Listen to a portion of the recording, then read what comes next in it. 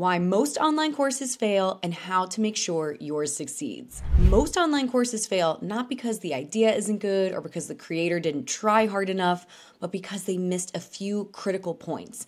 And after being in digital marketing for over 12 years and working not only with students, but also with clients on creating digital products and getting them off the ground, I have identified a few critical mistakes that are often made or overlooked. And the great thing is these mistakes are often things that you can tweak or adjust, and then you can get your program back on track.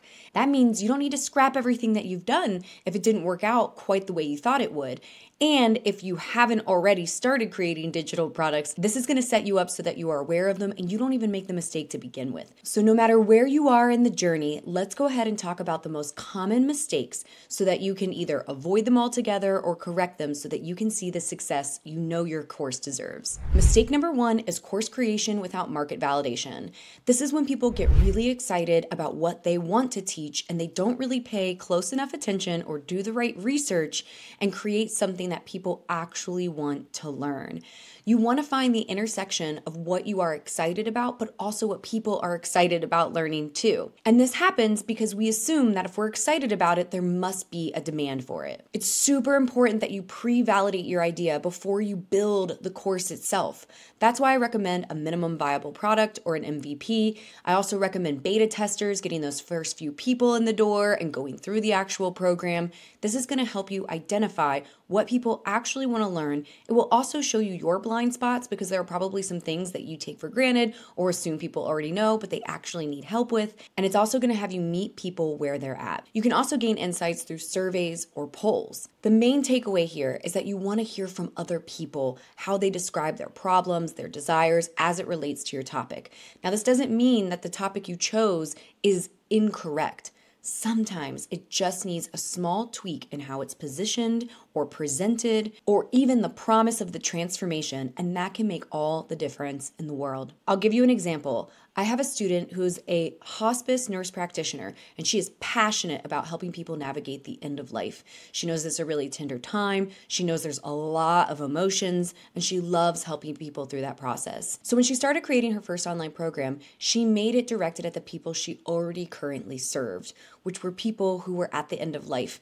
And she also included their caregivers. She didn't really do any market validation because she thought this was the one thing she wanted to teach. And what she found was that it was really hard to get those people, because they were going through an extremely emotional time, to take an online program. After spinning her wheels, she came to me and we identified that she needed to do a bit more market research. And what we found when we started brainstorming together was that she really needed to shift who her audience was. She needed to address people who wanted to also support people at the end of life, meaning death doulas and other people in the healthcare industry interested in moving into hospice care. So she didn't have to scrap everything that she did. She just had to tweak who it was she was addressing, and it took off. In fact, I've created a proprietary AI tool specifically for course creators, and this tool helped her catch this because it helped her with market research and market validation. In fact, she told me that she wished I had created this AI tool sooner because it would have saved her over a year and a half of work. That's pretty wild. The next mistake that often causes courses to flop is that there is way too much information and it creates overwhelm. This is when people get really excited. They try to cram everything that they know into one program. And I think people often do it because they think it makes the perceived value of their program so much better. They think if I just jam pack it full of crap, then it will seem a lot more valuable. And also because it's a little bit of an insecurity around it being worth what you're charging. It's just very common, especially because I work with a lot of heart-centered entrepreneurs. But the thing is, people don't want information. They want results. They want the transformation. And quite frankly, if I could get you a transformation in half the time, wouldn't you want to work with me over somebody else? So when people come to me with a digital product that they already have and they're getting lackluster results, or people are not really completing the program, one of the first things I do is I look to see if it's way too much information and if we can create more bite-sized information as well as activities and things that they can be doing in order to engage with the materials so that they can really apply the information to their own personal experience and stay motivated all along the way. This is a part of the process I really think is missing in the online course space. We see a lot of people talking about marketing and sales, and that is very important, but it is equally as important that you have a program that actually delivers on its promise, because that's how you create a sustainable online course business. I have had an online course business for almost 7 years, and that is because my success is a direct result of my students' successes. My students have gone on to write for Fortune 100 companies, they've built six-figure businesses, they travel the world, they've freed their lives from their 9 to 5, and it's those successes that drive the success of my business, because that is the reputation I have earned. So the number one thing you need to be focusing on is actually getting the transformation for your students and making your program such that people are actually motivated to keep taking it and to actually get the transformation. That is so important. And quite frankly, the online course education business reputation as a whole is kind of damaged by a lot of people who have come on here and just thought that, I'll create a course, it's passive income, and I'll put something out there, and they're creating really mediocre courses. And the result is people are feeling burned by online programs, they're resentful, they've had a bad experience, and this is a big shift I've seen in the last 2 to 3 years. So it's really important that if you're going to create a program, you focus on actually getting people that transformation. That's why it's an iterative process. You're going to want to start small, bring on a few people, work with them probably more intensely, maybe in a one-to-one scenario, moving to a group coaching, and then moving to an online course. And then you will create something that you can sell over and over and over and over again for years to come. The fix for this is making sure you have a clear transformation and that you can deliver on it. And now that can feel really intimidating and daunting, but that's why you just start with a few people, and that will help you gain motivation and inspiration so that you can keep going and you can keep creating more impactful materials that you can get into the hands of more people, because it's not tied to your time.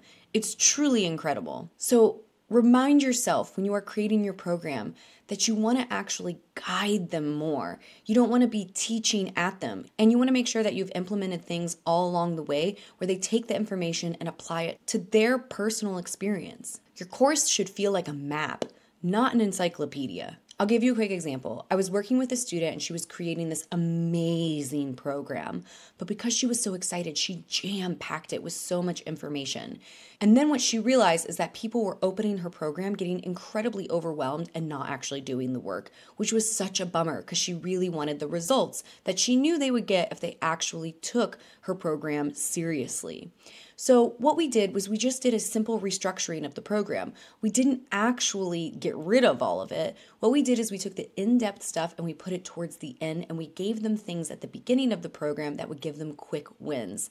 This got them so much more excited. It boosted their confidence and their inspiration and motivation to keep going. And that subtle shift made all the difference. And then for people who wanted to do deep dives and get nerdy once they had a little confidence in the subject, they did the deep dives, but they did it towards the end of the program. The next mistake I often see is what I like to call, if you're talking to everyone, you're talking to no one. And this is not having a clear audience or a niche. Trying to serve everyone ends up in lackluster courses, in my opinion.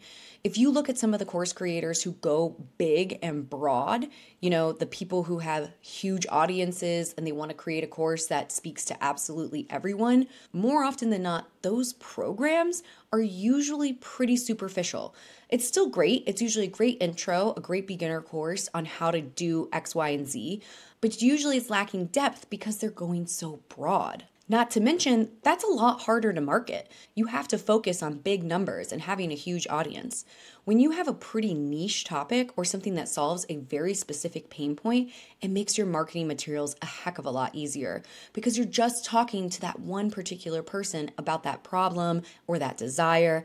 That just makes for better storytelling and imagery, and it makes everything that you do a little bit easier and generally more effective. I cannot tell you the number of times I have worked with clients and students on this. It's in the thousands, truly. When I get them to realize that they have to get more specific in their language because what they're doing is they're talking to everybody and therefore they're talking to nobody. This comes from a fear of, if I get too specific, oh my gosh, then these people over here won't want to join my program. But that is not the case. Those people over there will still likely join your program. You might lose a few, but you will not lose the core people, the people that you are going to be the most impactful on when you are more specific and speaking directly to them. So a good example of this is don't sell a course on productivity or financial literacy or AI. Sell a program that's productivity with moms with ADHD, or financial literacy for creatives, or AI for people who aren't tech savvy. That is going to give you such better results. The next mistake I see all the time is that when people do create their marketing materials, they focus on what's in the program.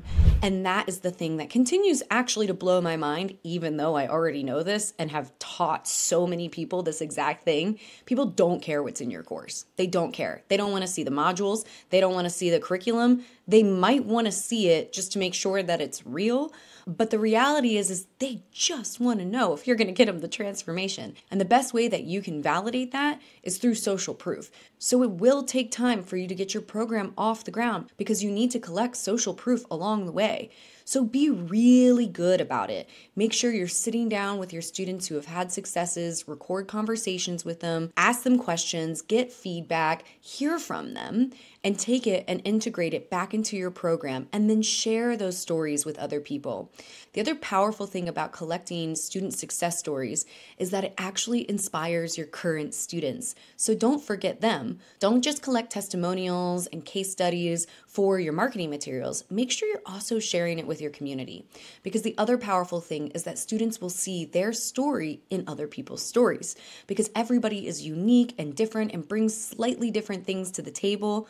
And so when they hear different versions of how people took your program and made it work for them, they will get ideas, they will gain inspiration, and they'll get excited when they hear that those people have also overcome the same hardships that they once went through. So when I work with students, I cannot tell you the number of times I have to encourage them to go back and get social proof. I get it. I was nervous at first too. But the thing is it's actually going to be your biggest inspiration. Us humans are wired for reciprocity, and there is nothing more invigorating than hearing that you've had a genuine impact on somebody's life. It's not only going to fuel your marketing materials and get more people who you can help in your program, but it's also going to help you stay motivated and encouraged, and it's going to help you overcome the hard things that come with having an online course. So to fix this mistake, make sure you are collecting social proof early and often. Create a system for doing it regularly. For me, I make sure I have multiple student interviews every single month. The next mistake I see people make is they think that if I build it, they will come. And listen, my friends, this is not the field of dreams. You have got to tell people about your program. It doesn't matter how amazing your program is, people need to know about it, and you have to overcome objections. If you had the cure for cancer and it was cheap and it was safe, you would still have to market it. You would still have to overcome objections. You would still have to talk to the skeptics and to the people who weren't sure if it was right for them. It doesn't matter how amazing your program is. You have to market it. And I used to call myself a reluctant marketer because if you're like me, I had negative associations with marketing and sales. But what I've realized is that there's cringy ways to do things and there's wonderful in alignment ways to do things with basically everything in business. And marketing is no different. So you don't have to market in any way that feels icky, but you do have to market. And the best thing you can do is to put marketing systems in place so that you don't have to do so much of the heavy lifting on your own.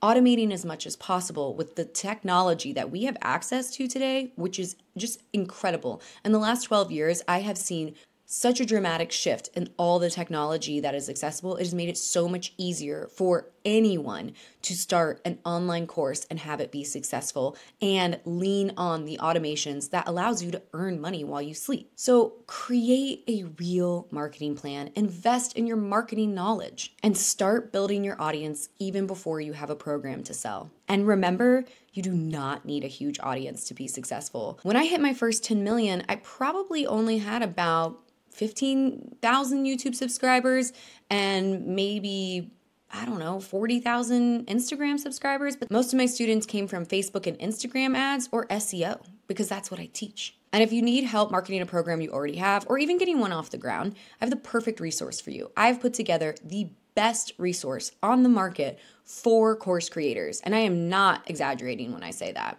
This is my program, Coursea Collective, which gives you access to resources that will truly blow your mind, including my proprietary AI tool, which is going to cut the work that you put in as a course creator by 80%. And I am not exaggerating when I say that. It is blowing everyone's minds.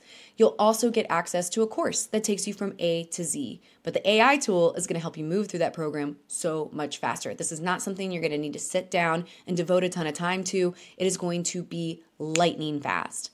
You'll also get access to weekly calls with me. That is something else that is not really offered in this space, where you can actually hop on a call each week and have a conversation with me about what you're working on. And of course, you get access to an incredible community of people who are doing the exact same thing, building their program and having an impact on the lives of their students and their own life. If you want help scaling your online course, I've linked details to Coursea Collective in the description below. And I want to hear from you. Which of these surprised you, or which of these is one of the things that you think you are struggling with or would struggle with? And of course, don't forget to hit that thumbs up button if you like this, and don't forget to subscribe. Thanks, guys.